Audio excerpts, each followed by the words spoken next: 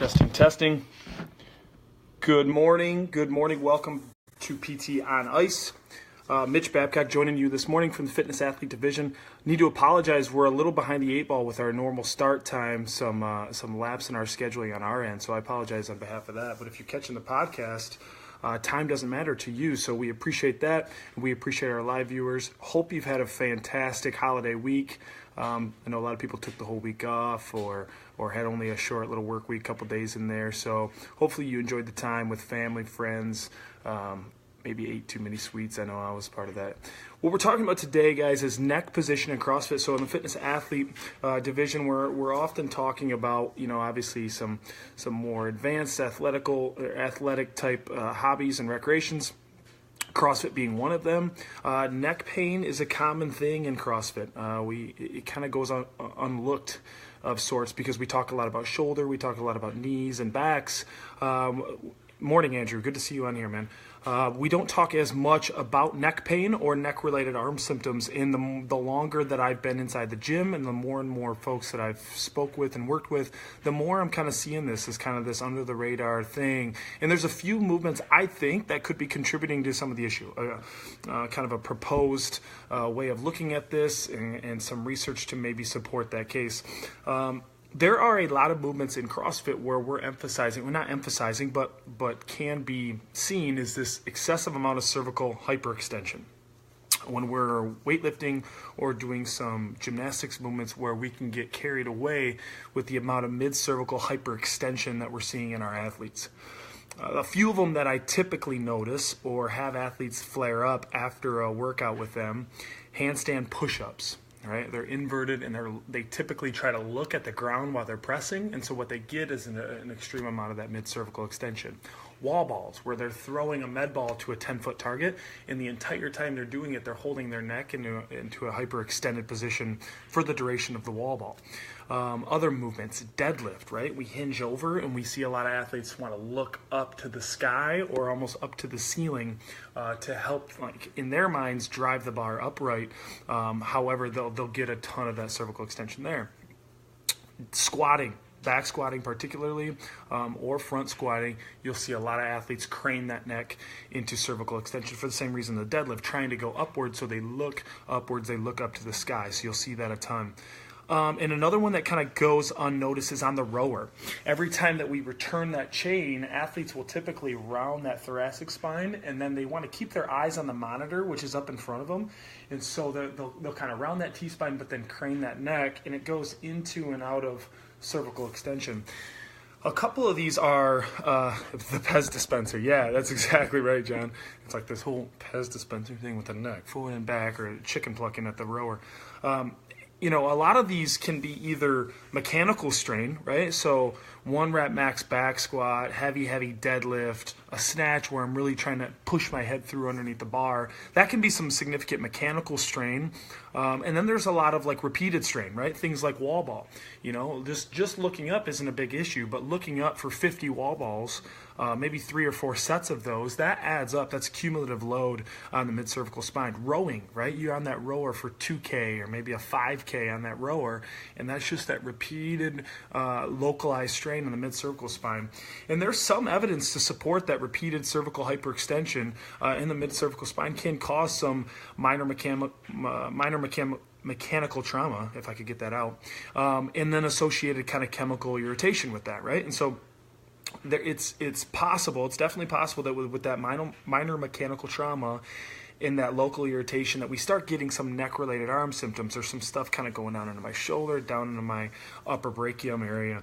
And this is kind of some of the stuff that I'm seeing, and I start asking athletes, what were the movements this week? What was the programming like this week? Well, it started about 2 or 3 hours after that handstand push-up wall ball workout we had, and I'm like, oh yeah, there was all that hyperextension that we're talking about, and now we got some of these neck-related arm symptoms on board. Okay, so the question is, understanding some of these movements where cervical extension might find itself in the movement, what can we do about it, right? first we need to touch on like those lifts, those heavy lifts, like the squat and the deadlift. Is it ideal to really take that neck and look up at the sky? And the answer is really no. You'll see some elite athletes throw their neck into cervical extension. You know, the rule applies to pretty much all sports at the highest level. You'll see some athletes get away with some stuff, right? This is kind of like, you know, you can see elite baseball pitchers get away with throwing sidearm and some stuff like that, but it doesn't necessarily make it ideal, especially for our general populations, right? Folks that are coming into our fitness facilities for general physical preparedness type training. It doesn't make it ideal just because the heaviest squatters in the world might throw their neck back. It doesn't mean that my 45-year-old, mom of two should be craning her neck back in cervical extension when she's squatting. Ideally, that spinal unit, guys, the spinal column, 24 vertebrae stacked on top of one another, that functions as one unit. And so when we talk about spinal stability, especially under barbell compressive loads or maximum mechanical loads, we want spinal tension, we want spinal stability throughout that entire chain, and that includes the cervical spine. And we will see compensatory movements when we throw that neck into cervical extension. You'll see lumbar hyperextension. You may see thoracic kyphosis as well associated with that cervical play going on at the mid-cervical spine. So you want to be careful, and you want to emphasize to your athletes, hey, the neck is part of your spine. So when I talk about making your spine really stiff and stable, I want that neck stable too. I don't want to see a ton of stuff going on with that. And typically it's our gaze, right? Now, there is some evidence that gaze can help with stability and activation, but up at the ceiling can put just too much excessive trauma on the neck. And there's a good guide, the title being, I have it pulled up here for us, The Back Squat, a proposed assessment of functional deficits and technical factors that limit performance. And if you looked at the stud cast of characters on this, written by Greg Meyer, associated authors of Brad Schoenfeld and Stu McGill and some other folks that we know. It's a really good mechanism for looking at the back squat assessment process, but they talk about head position and gaze position in this article as well. And I quote them in saying, negatively cascade into improper spinal position and tracking throughout the range of motion. The spine, comprised of many vertebral links, acts as a single entity. Muscle strain or injury to the cervical vertebrae during exercise may result in improper neck position. Excessive tilting of the head backward in a position of extreme hyperextension can be dangerous during the squat, particularly when heavy resistance is integrated. So again, what we're not talking about is like that little bit of neutral range. That's okay. That extreme cervical hyperextension, we're putting some serious mechanical trauma to the mid-cervical spine, which might not be ideal for our folks. So have them use their gaze. This is what I tell my athletes. Pick a spot up and on the horizon, right? You're kind of drifting off and into the horizon, but you're not looking straight up at the ceiling. You're not focused down at the floor. If I look down at the floor, typically I'm surrendering to the weight a little bit. I'm getting some cervical flexion, then I'll get that cervical, rounding forward. That's not what I want, but I don't want to look directly up at the ceiling. That's not going to help me get the lift either. I typically tell them look out at the horizon and fixate on a point right there where they're going to maintain throughout the squat. Athletes who are trying to bounce their gaze between targets is distracting and can get dizzy for the athlete as well. So you don't want them to be going from the wall to the floor to the here to up there. You want them to be able to fixate their gaze on a set location, but not have that location up at the ceiling so much that it's going to cause that cervical hyperextension at the neck, right? Same goes for deadlift too, or you can extrapolate this out to a clean pull. And our buddy John Davidson, if you're part of, he's watching now, that's why I shout him out. If you're part of our virtual ICE group, he posted it in the ICE students page. So if you've taken a course through ICE, you should have been added into our closed group of ICE former students, right? And so if you're part of that group, please check out John's video that he put up, and he talked about a good clean or a good snatch setup position for one of the best in the world record snatch. And he talked about neck position. It's within this neutral range where I can be down at the bar and my eyes are kind of up on the horizon, and my neck is still in a neutral range of not being extreme extension but not being in flexion either. That's really an ideal setup position for our snatch and our clean and jerk, not to the point where we're really craning it to an end range and crashing those tissues on top of one another. Okay, good. That helps with kind of our setup in the deadlift and the squat, where to do with your gaze, what kind of neck position to be in. Things like handstand push-ups, guys, can be difficult, and the reason The reason athletes get into trouble with that cervical spine is they just don't feel comfortable inverted on their hands, right? When they kick up on their hands, they want their vision to be down at the floor so that they can stabilize. And so what they need to do is spend more time in just a handstand hold or a handstand walk up. And sometimes we'll use a walk up to the wall to help with this. So instead of kicking up to the wall as you typically would for a handstand push-up, spin around and walk your feet up the wall, and then have that athlete press their head to the wall. Or almost, I tell the athlete, I want you to think about kissing the wall. Not really do that because that would be gross, but you get the point where you're bringing that head through your arms. I want that head to approximate back to a neutral position. A lot of times when we have athletes inverted, they're here and they're staring at the floor, utilizing their vision to help balance them. I want them to get comfortable with utilizing their vision as they look through their arms. So they can look through, and I'll have them pick a point at the wall across from them when they're inverted, or when they do that wall walk up, they're staring directly at the wall. Then they can still utilize their vision, but they don't have to look down at the floor when they do that. I'll tell athletes, if your head is here, this is just like doing a strict barbell press and looking straight up at the bar the entire time. And that's not an ideal position for the traps, the levator, the scalenes. They're all just tensed and holding onto that neck in that cervical extension position. We don't want to see that either when we're inverted in handstand push-up.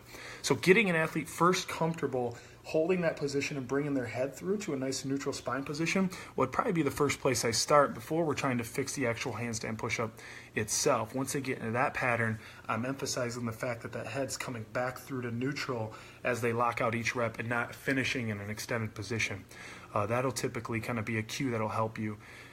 The other thing to look at, guys, is thoracic spine extension mobility, right? Because an athlete may be compensating with extreme amounts of cervical extension because they're lacking thoracic extension. This could be the case in your back squat. This could be the case in your rowing technique position like I talked about, or in your wall ball technique position as I talked about. As they come down, picture catching a wall ball and being really thoracic rounded, and then they have to really crane that neck up to try to offset that load or try to look at the target up above. So as clinicians, we should be looking at things like thoracic extension mobility. Is this a culprit for why that cervical spine is taking a majority of the load or taking a brunt of the load there during some of these movements? So have a look at that. Something that I've been using in the gym as far as what do we do about this, right? So maybe I have an athlete, they did a wall ball handstand push-up workout, they got some neck irritation, maybe that's bleeding out into the shoulder a little bit, they're getting some diffuse arm symptoms that seem to be neck generated.